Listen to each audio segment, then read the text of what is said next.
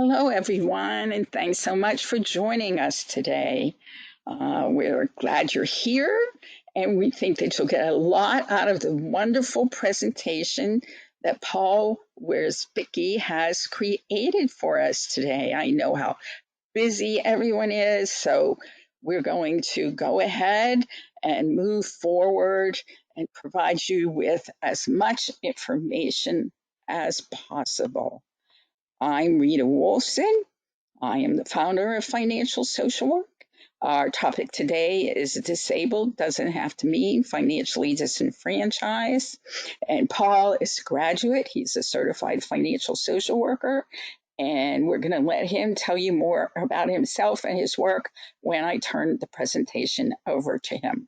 So, just some kind of housekeeping pieces and most commonly asked questions. You can check the chat box for messages.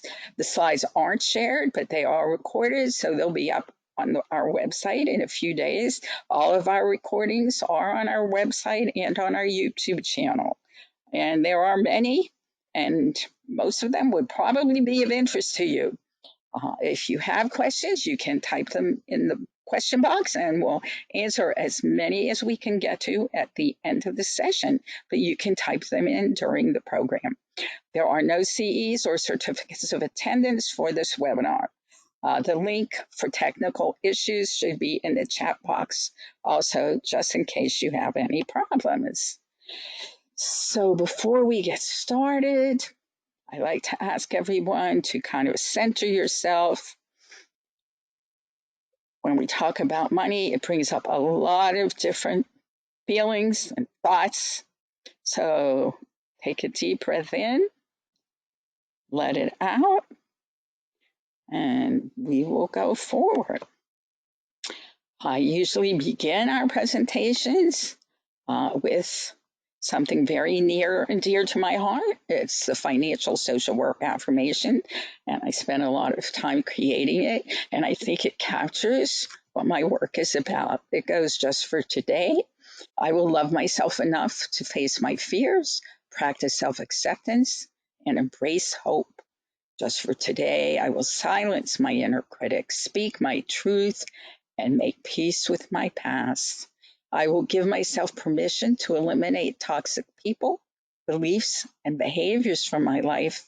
And just for today, I will prepare for a better tomorrow by making friends with my money and myself.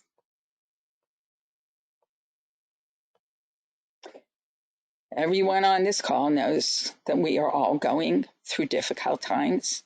They're different. The difficulties we face are different for each of us, but there are some very basic ones. I know that there's some excitement about a vaccine, but it's still an unknown. Much of the election, or at least part of the election, is still an unknown. There's a lot of reluctance to ask for help. We're missing previous routines that we had. We're unsure what the future holds, tired of all the uncertainty, caught up in comparing now with then, a lot of COVID fatigue, and too much practicing of unhealthy coping mechanisms.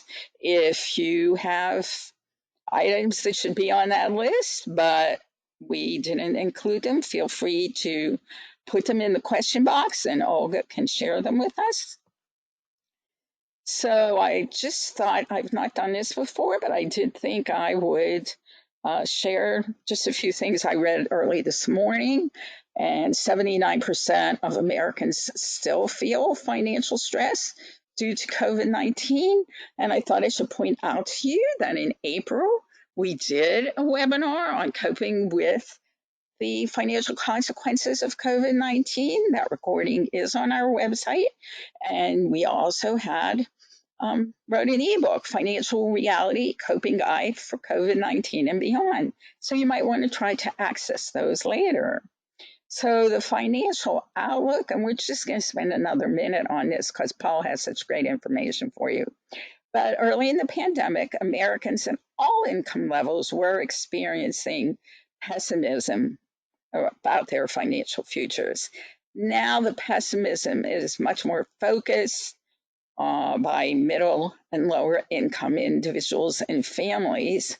And TransUnion's latest monthly survey finds that young people, and there is a hashtag and a movement of young college graduates wanting more help because they feel that their lives are so impacted as a result of COVID. But young and Hispanic households are experiencing greater rates of income losses. 39% of Americans say they will, this is what they anticipate, that they'll feel very or somewhat worried a year from now. And 34% feel they might be feeling very or somewhat optimistic about their financial situation a year from now, kind of polarized. So let's go ahead and launch our first poll. And I'm just curious why you registered for this particular webinar. So I'm going to see what you want to tell me. Well, I guess I'll see it as soon as I click on it. Okay. Rita? Yes. Sorry, can we make a little, some people have trouble with audio, so they don't hear you.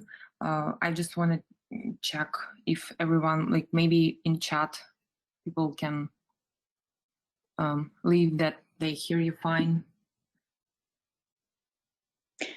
So people are having trouble with audio, but clearly not everybody. Yeah, I just want to, I can hear. Okay, a lot of people write that they hear. Okay, I will figure out with a few ones that. Thanks. Thanks, Olga. Okay, so 70% of you have voted. If you want to get in on it, go ahead. And then I'm going to go ahead and close it and share the results. I would certainly have anticipated that it was the topic, and I would apologize that we've never done this topic before, but we plan to do it in the future, and Paul and I have already discussed other topics we can share with you.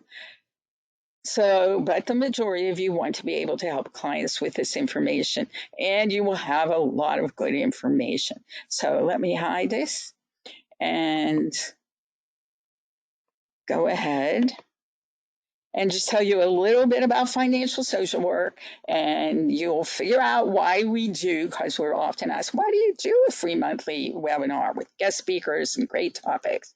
So we do it because it is financial social work, and we want to do more for you and for your clients and for all the people who need help more than ever. So here you see the intersection of politics, the economy, social work, and economic and social justice. There's so much that goes, as you'll see, one of the slides will tell you, beyond dollar cents, debt, math, and budgets. A lot of issues, a lot of problems, and that's what we're trying to address through all of our work. We know that no one chooses to have money problems, but so very many people do, more than ever right now. So the good news is that no one can or needs to know everything or the same things about money. However, at the same time, in all economic times, not just because of COVID or any political issues, everyone does need to know certain things about money. So we come at it at Financial Social Work from a somewhat different perspective. We know and understand that it's the relationship each of us and our clients has with our money and with ourselves that drives financial behavior And that's how we earn, spend, save, share, and borrow. And it is financial behavior that drives our financial circumstances. And my little dancing arrow came a little early, that you can see that it's where financial behavior is driving financial circumstances. That's where change happens, financial behavioral change. So what makes it financial social work? As I said, it goes beyond dollars, cents, debt, math, and budgets. It's a psychosocial behavioral model. It explores the fundamentals of financial well-being, the thoughts, feelings, attitudes, beliefs, experiences, and values. They address financial behavior. They address them, how we earn, spend, save, share, and borrow. And the reason I put all of that in that heart is because it absolutely is the heart of my work. It looks like this: the model and the process. It's interactive, reflective, strengths-based, educational, motivational, and supportive. It's holistic, multidisciplinary. It works with individuals and groups. And most of all, it is healing, hopeful, and helpful. So we talk about changing relationships with money and self, and then changing thinking and behavior. Relationship with money is about recognizing and embracing, and most of all, taking ownership of personal financial health. Changing your relationship with self is about self-discovery, self-care, self-healing. Changing the thinkings I've talked about already: thoughts, feelings, attitudes, beliefs, and behavior, how we earn, spend, save, share, and borrow. So the goal of financial social work is most definitely to make peace with your money. And now it gives me really great pleasure, because Paul is a certified financial social worker and a graduate of our program, and someone very special. He has put together this wonderful presentation and information, and I need to hand this off to him. Okay, Paul, are you ready? I hope. I am indeed ready. Can you hear me, Rita? I can. Fantastic. All right. Rita, can you see my slides? I can. They're beautiful as ever. I thank you. Oops. All righty. So I am so grateful to be here today, everyone. Thank you so much for showing up. So today we're going to talk about how disabled doesn't have to mean financially disenfranchised. And this is going to be an introduction to the ABLE account. And I hope you'll enjoy it as much as I did. So first, to start off, I want to go over some disability 101, some words you may need to know, and some problems that people with disabilities face. First of all, we're going to talk about the ABLE account, the topic of today's presentation. ABLE stands for Achieving a Better Life Experience. This was named after the Stephen Beck Jr. Achieving a Better Life Experience Act of 2014, or ABLE. Tax advantage. A tax advantage account is considered exempt from taxation. Examples of tax advantaged accounts are, perhaps you're familiar with them, municipal bonds, annuities, certain IRAs, qualified retirement plans such as 401ks or even 403bs. So federal means testing. Something is means tested when it puts a person's financial assets, most likely money, and related property, such as a house or a car, perhaps, to determine eligibility for benefit programs such as Medicaid, Supplemental Nutrition Assistance Program, SNAP, or similar programs. They may vary in your area. So what are some problems that people with disabilities face? That's a good question. So for starters, the average income for someone with a disability is about $20,250. And this is according to the U.S. Census Bureau. And this is important because for people without a disability, the median income is about $33,706, and that's a big difference. That's about 1.65 times higher for someone who does not have a disability. So what we see here is that this is only if someone is working. This doesn't include if someone's on federal benefits, and this doesn't even touch if they have work credits or not. So another problem that people with disabilities face is the average cost of the healthcare. So for people with disabilities, we see that it's about $13,500, just a little bit shy. This is really significant because it's estimated that the annual healthcare cost for someone without a disability is around $2,800. That is a huge difference. And in addition, people with certain disabilities may need different sorts of adaptive technology. And while most medical insurances do cover certain adaptive technologies, not all adaptive technologies are considered medically necessary, so sometimes they don't cover them. In addition, means tests are often very low, and people are choosing to force between achieving what they want to or doing what they have to, or the benefits that they could lose. And one other really important problem that people in this community face is that even if they are within the means test, if they find a partner and get married, and for their household size of now 2, if the spouse's income brings them over the threshold, that means that they can lose their benefits. So for many people, they have to choose between marrying the person they love and being able to survive with a quality of life based on their benefits. So what are we to do? So I have some good news, I have some bad news. The bad news is I don't have problems to all these questions or answers to all these questions. The good news is I do have some tools that can help.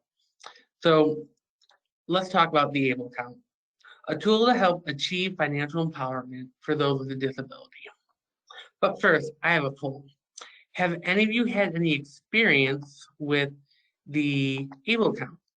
I'm going to launch that now. I'll give everyone a couple seconds to see what the consensus is.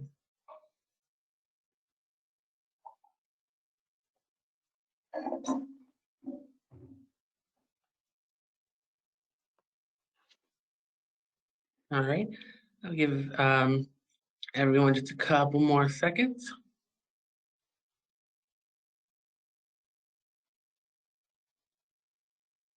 All right, oh, looks like people are still voting. Okay, so let's share the polls. It looks like that most people haven't, but some people have, and that's really, really great. It makes my heart happy. And 23% of us are not sure what an ABLE account is. Well, thank you for coming. That's why you're here. All right, continuing on. So the ABLE account is a tax advantage account for those with a disability. So this money is looked upon favorably or exempt or ignored from most federal assets test. It's important that not all programs are exempt, but we'll get more on that later. So more information about the ABLE account. Some states allow individuals to deduct the earned income from taxes when they contribute to their account. Some don't. So it's really important to find out what the program in your area supports. However, most programs do ensure through the FDIC contribution to the account. And just like any savings account, an ABLE account helps beneficiaries build wealth for the unexpected complications that come with life. For more information about program specifics, we should be chatting the link to you right now for the ABLE National Resource Center, and you can find out more down there. So let's talk about starting an ABLE account. So this is going to be eligibility information and how to start an ABLE account. So who can receive an ABLE account? So persons with qualifying disability with the onset of the disability occurring before the age of 26 are able. So if your client is currently receiving benefits and they are under the age of 26, they are automatically eligible for an account. Does that mean that someone has to be receiving SSI or SSDI to have an account? Absolutely not. So like I said, you do not need to be able, or you don't need to be receiving benefits. If you have a qualifying disability, it's important that you speak with your primary care physician or a qualified physician for a letter of medical certification to certify that your disability was onset before the age of 26. And one of the great things about the ABLE account is that you do not have to have this all done before you are 26. If you're 27, 28, 30, 40, 50, as long as you have a physician who can certify the onset of this disability before the age of 26, you may be eligible for an ABLE account. So where do you start an ABLE account? Well, that's a great question. To start an ABLE account, beneficiaries or their families can enroll online. It's important that through my research, just about all the ABLE accounts require you to start an account online and then follow up in person. So 42 out of 50 states offer ABLE accounts. So to find a link to the programs that you might want to check out, you can go to the ABLE NRC or National Resource Center.org, select a state program, and that should be being chatted out right now. So are you ready to start an ABLE account or ready to help your client start an ABLE account? Great. Are you required to use your state's program? No. And in fact, what happens if you live in a state that one of the 8 states that doesn't have a program? Well, we'll talk about that. So I have a map here that I was able to source from, again, the ABLE National Resource Center in November 2020, so this month. So any one of these great states that are in green, well, those have active ABLE programs. Any one of the states that are in gray, that indicates the state does not have an active ABLE program. So certain states do allow out-of-state residents to enroll in their program.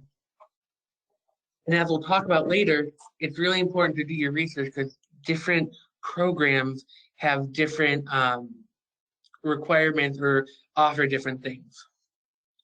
So now that we know a little bit more about the ABLE account, let's talk about using the ABLE account. So who can use the ABLE account?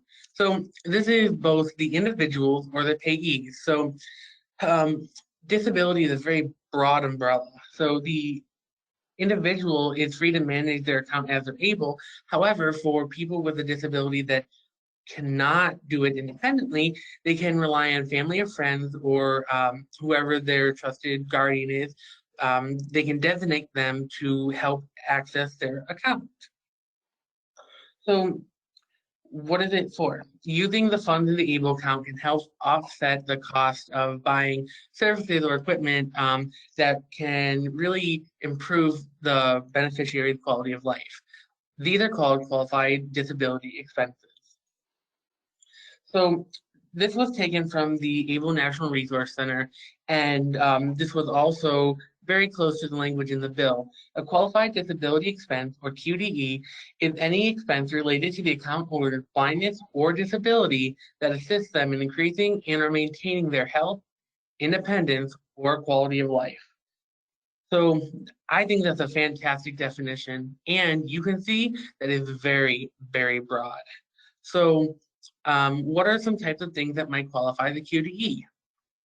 So below are several categories that qualify. So education, this could be school supplies or tuition or different things like that. Transportation, kind of self-explanatory. Employment training, so employment programs, vocational supports, adaptive technology are all completely qualified expenses under this program.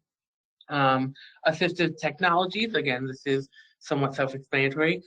For those who may not have Medicare or Medicaid and need to access their insurance, those types of expenses are qualified under the ABLE account, financial management and administrative services. So if you're working for within a financial social worker per se, and you would like to cover some of their fees, that's something that you can do with the ABLE account to help gain financial independence.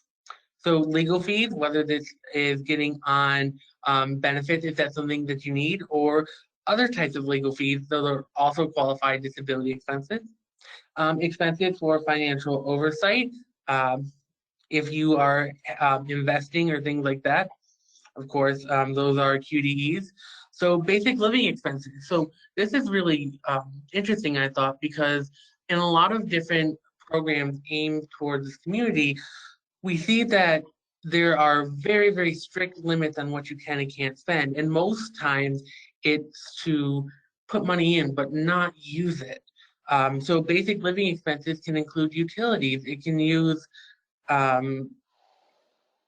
include rent, it can include food, things that would help independence or quality of life.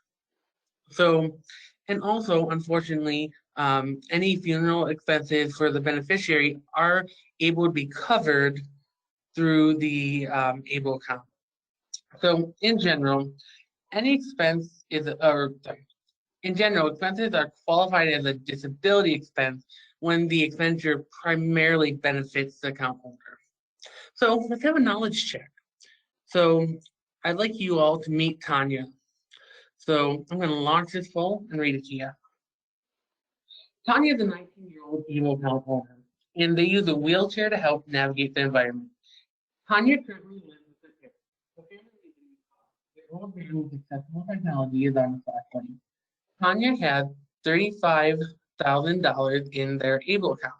Tanya and their family use the car for grocery shopping for the family, and the parents use it for date nights and to help Tanya get to school and their doctors. Would this qualify as a qualified disability expense? Paul, it's Olga. There were new requests, just a little slow down, people saying that it's too fast for them. Okay. Thank you, Olga.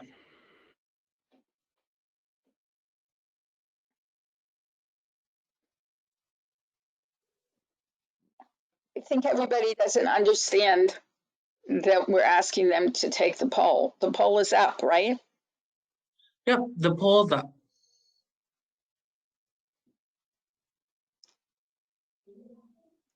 So Paul walked you through the story of Tanya. Tell them again what she needs and to see whether they think that she can use her ABLE money.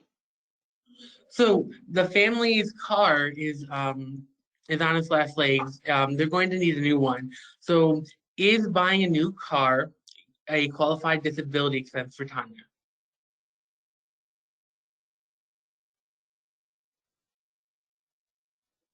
All right. Looks like most people have voted. I'll give everyone a couple more seconds.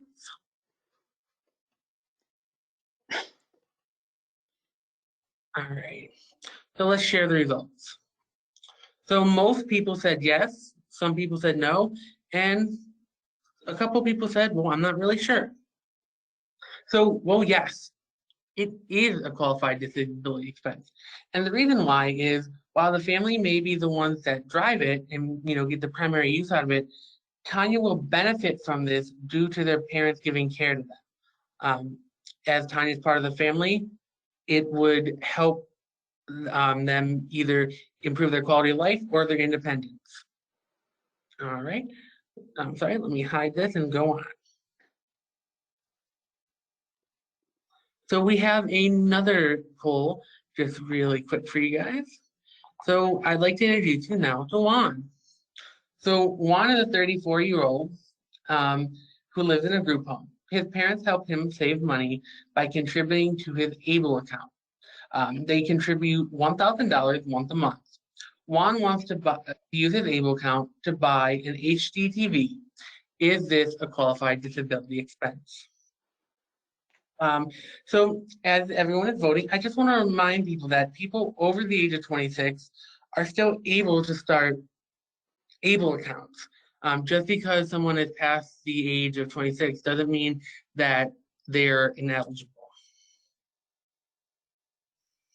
All right.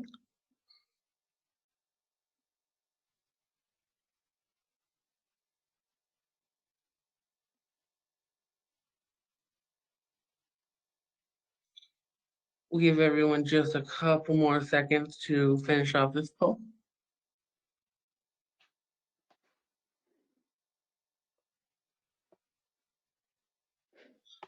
Alrighty. All right, let's share the results. So it looks like an overwhelming majority of people said no, some said yes, and some said maybe. Well, maybe. So this all goes back into if it relates to Juan's disability. So if Juan uses the HDTV to see things perhaps related to blindness, then it very well could be. So this was a little bit of a trick question. I apologize. We really don't have a lot of information. If Juan were to use his ABLE account to purchase this TV, well, we'll talk about what he can do to make sure that everything is legal, so to say. So we're talking about using the funds, but how do we use the funds? So how does a beneficiary access their money? So you have manual withdrawals. Again, after you start the account online, you can find whatever bank is in charge of the ABLE account, and then you can access it that way. There's wire transfers that you can access, although there may be fees attached to that. Checks, of course, may also come with fees, and which is sometimes a novel idea, is debit cards for more frequent access. However, it is important to know that while debit cards are convenient and usually don't come with fees, not all ABLE programs allow people to use debit cards. So we should probably talk about some regulations here. So audits. The IRS is actually responsible for auditing expenses for ABLE accounts. Ultimately, it is the consumer or their family's responsibility to know and understand what qualifies as a qualified disability expense and to keep records as best as they can. So there are no scheduled audits, but it is in the consumer's best interest to always be ready for a compliance audit. So how can we be ready? So there's spending tracking. This might be important for Juan. So it's important while researching ABLE accounts to see what resources might be able to help you track your spending. Some programs come with apps or online tools recommended to help keep track of your spending. In Juan's case, perhaps maybe keeping a journal with how the expense has helped them improve their health or their quality of life or independence is a subjective way, but it's still really important in case they get audited. So now we're going to go into the nuances of some of these programs. So weighing the options and which ABLE program is right for you. So for more information about your state, you can go to ablenrc.org, state plan search, and that we should be chatting that right now. So it's important to note that the federal government authorizes ABLE accounts in the United States. However, states can impose their own rules, and they do differ in some pretty significant ways. So for example, what about saving limits? Are contributions capped in a tax year? Yes. Most programs cap your contributions at about $15,000 a year. Are there exceptions? Of course. One notable exception is that account owners with a job can contribute an additional $12,490, so almost $12,500 to their ABLE account in 2020. However, it comes with a caveat. employees must not have an employer-sponsored retirement plan. And the reason why that is so important is because the ABLE account is tax advantaged. And if we remember at the beginning of our webinar, certain retirement accounts like the 401k are also tax advantaged. So it'd be kind of like double dipping. So specific additional contribution limits and exceptions vary from program to program. It is incredibly important to thoroughly research the program that you're looking at before making any final decisions for yourself, your family, or helping your client make any decisions. So means testing, let's talk about the exception I mentioned earlier. Assets in the account are overlooked for the purposes of most federal means tests.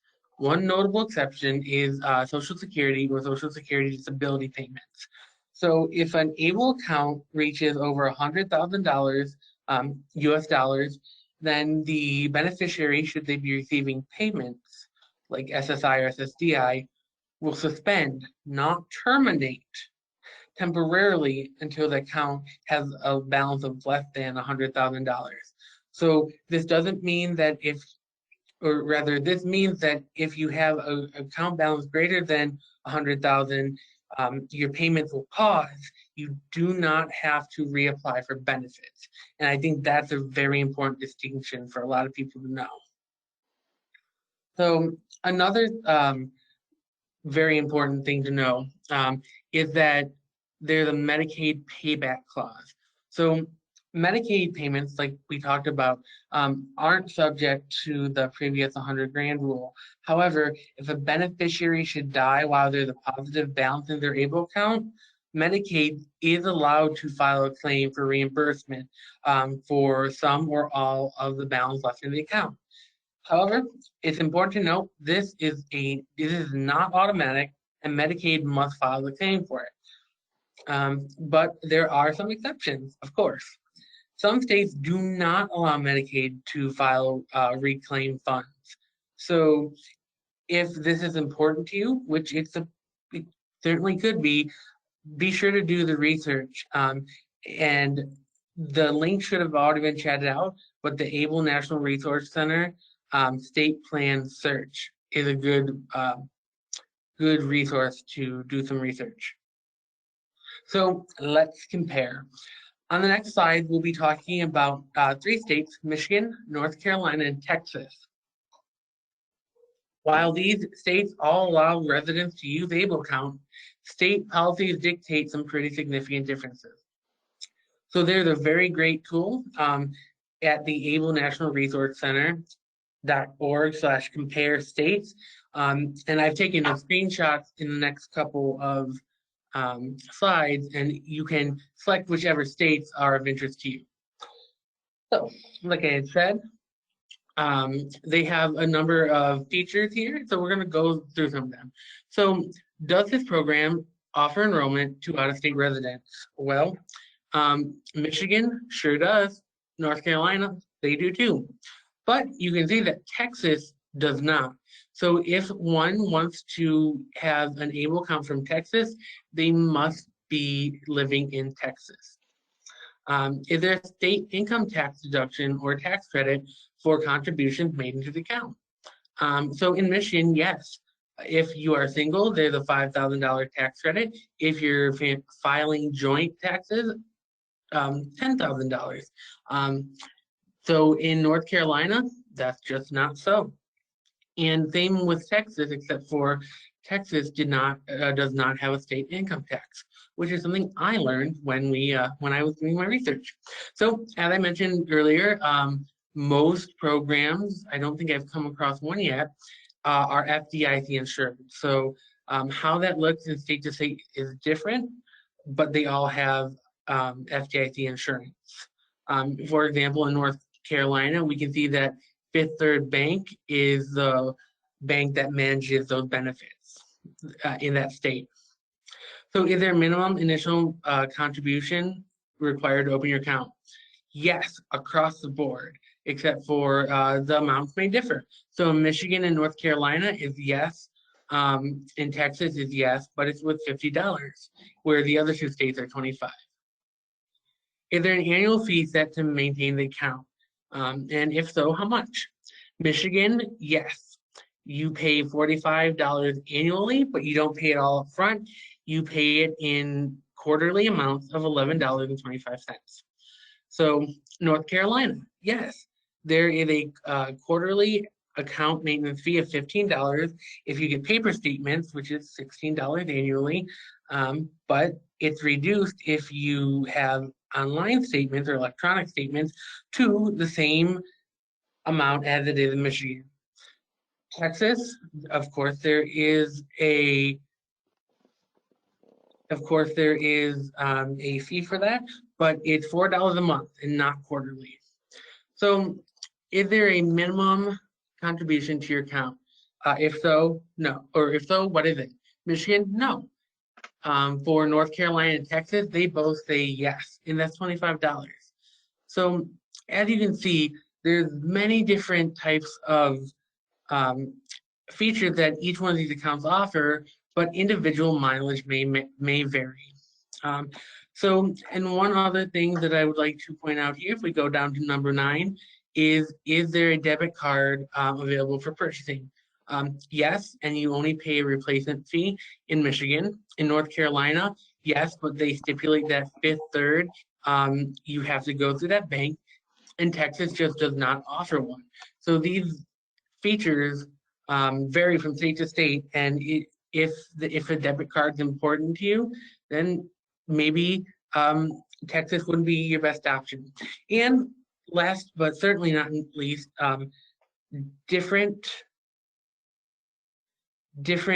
states have different financial managers who can actually invest the money in the account and help people's money grow, which is not new, but for this population, it's almost revolutionary. So putting it all together, what this means for us as professionals. So having the conversation allows us to educate our clients and their families about how an ABLE account can help, and really allows us to reach people in need. It also allows us to help empower this population to think financially without the fear of losing their benefits, which is so important for so many people. So how do we help people enroll? So the ABLE National Resource Center, ABLE NRC, which I've been talking about through this whole presentation, is the resource you want to go to. That map that I showed you earlier, when you go to it on the site, it's interactive, and it'll allow you to click through links to find out more information and how to enroll. So finally, as Rita said, it allows a population that has never been able to do this before to make friends with their money. Now that clients have the security to save and be independent without losing their benefits, they can develop ways to save and spend to improve the quality of life. So for a financial social worker, this means that we can create a personalized saving and spending plan to really help people in this community make the best choices. So an exit poll. One last one, everyone. Do you feel like you have enough information or that this was informative? I'm going to launch this right now.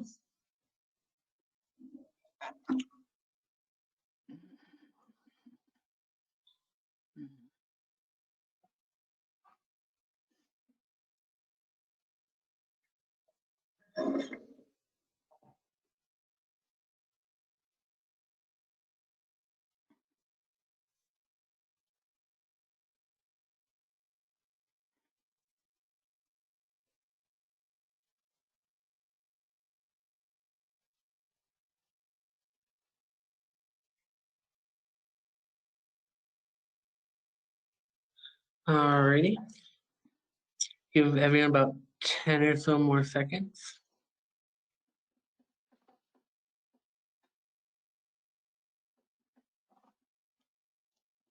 All right. So let's share the results. It looks like an overwhelming amount of people said that they found that they have enough information. There are a few people that say that they don't. And not surprisingly, about a little bit over a quarter say that they would like additional webinars on things like this. And I think that's great because this is a learning experience that we can all go through together. Um, so again, I want to thank everyone for listening to me today and learning about the ABLE account. I hope that I can speak to you all again. And again, I want to thank you so much for being here. Rita, I'm going to turn the show back over to you. Paul, as you do, could you share with everybody, how you became so interested in the ABLE account? Absolutely. So when I was working in vocational rehabilitation, I worked for customized employment. And what we did is we would work with people with disabilities and find their strengths and the things that really made them successful. And I was like, well, isn't this going to kick people off benefits? And part of my program, I worked in a team. There was a job developer who told me, no, that's why we have the ABLE account. And I'm like, what's that? So they kind of gave me a short synopsis of what I just told you. And I just kind of ran with it. It really is, I think, a revolutionary idea. Does it solve all the problems? No, but it's a good start. Thanks, Paul, because I don't think that you're working with it now, but Paul was just kind enough to share his insight and knowledge with all of us today, and I'm so appreciative of that. And I think you'll all agree he did a wonderful job. I knew he would. So before we do Q&A, and you can be putting in your questions if you have any, um, just a few things. We're excited at Center for Financial Social Work that beginning in January 2021, we have a new social media dream team, and a lot of that is thanks to Paul. And the team wants to offer more financial behavioral health information, motivation, and support to you and your clients. That is our model, the financial social work model: information, motivation, and support. So here's the thing: we want to know what you want to learn more about. What are the topics and subjects that we should be bringing to podcasts? And what else, Paul? Blogs and social media. Am I missing it? We just want to know how it would be best to interact with you guys. So if you have any ideas, please contact us at the financial social work email below. Or go ahead if you want to do it right now and put it in the chat box and we can take it from there. Okay. So I also wanted everybody to know that our free monthly webinar next month is the financial costs of COVID sickness and death. And as I kind of alluded to just now, our January kind of New Year celebration will be how we plan to bring more financial behavioral health knowledge to you and your clients. And you can register for both of those on the website right now if you'd like. So financial social work, our certification is a self-study, self-paced program. Our students have 6 months to complete it. We have an online final exam and students have 2 weeks to complete that. We have thousands of graduates across the country and around the world. And if you want to know more about it, you can just go ahead to financialsocialwork.com. And finally, slides aren't shared, but the recording will be on the website soon. And now, Olga, do we have questions? Paul, I hope Yes, everyone, I'm sure everyone joins me in thanking Paul for the great job and research and the information he shared with us today. yes, we have a lot of questions and a lot of questions, but Paul just wrote me that he has some troubles with connection. Paul, are you here now? We lost, Okay, we lost Paul? yes, I will try to connect with him.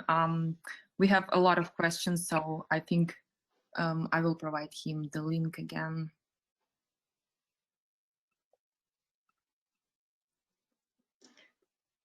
Well, I'm sorry about that.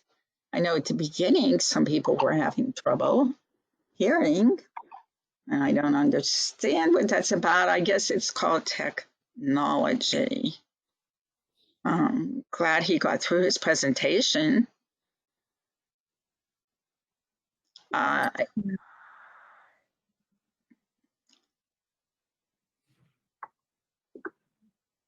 Can you think you can get it? Yeah, I try to provide him the same link to join again. Here's what we'll do. If we can't get Paul back on the line, you all can email me at rita@financialsocialwork.com. You can email me your questions and I will forward them to Paul. I know he's incredibly busy at work, but I know he will answer them when he can. This is a situation we never had before, but we all know that technology. What? I think I have the link. I will provide him now, and he will try to rejoin from the phone. Just a few seconds.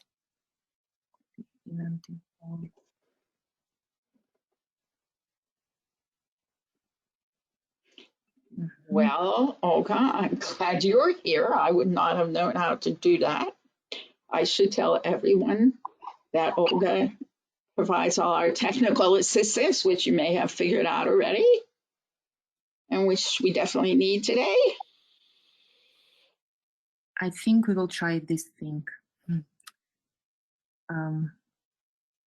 Copy link address. I will try to provide him my invitation link, but we'll see if it works. Maybe I will disappear, but you will have all these questions. Are you trying to get Paul, Olga?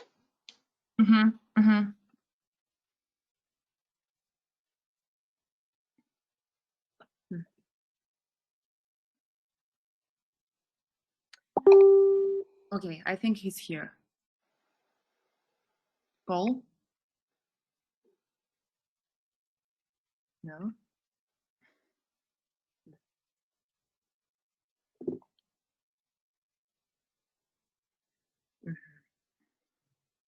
Yeah, he's here. I need to...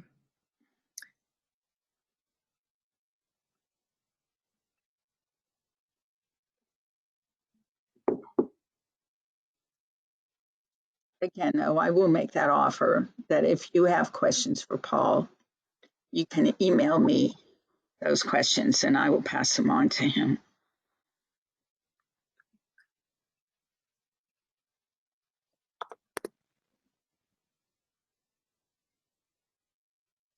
Yes, he has this link, so hopefully he will rejoin now.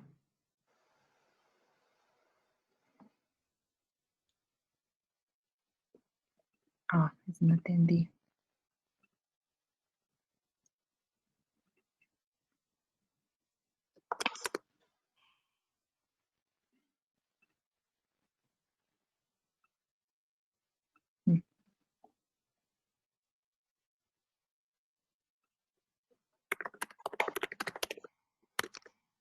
I know you're trying really hard, but Yeah, he has link. I'm not sure is it work or not. He's not responding. okay. Well, everyone is very familiar with the challenges of technology in today's world. So we will just go ahead and thank all of you for attending and hope that you will join us in the future, and we'll have fewer problems. Thanks for taking the time, and we hope to see you back here for some future wonderful webinars. Have a good rest of the day and stay healthy. Bye now.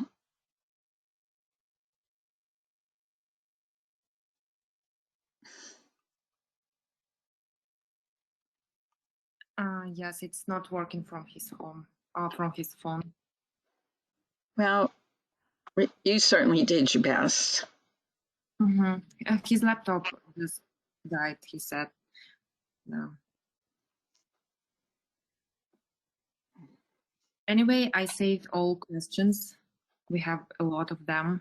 I put it in a Slack, maybe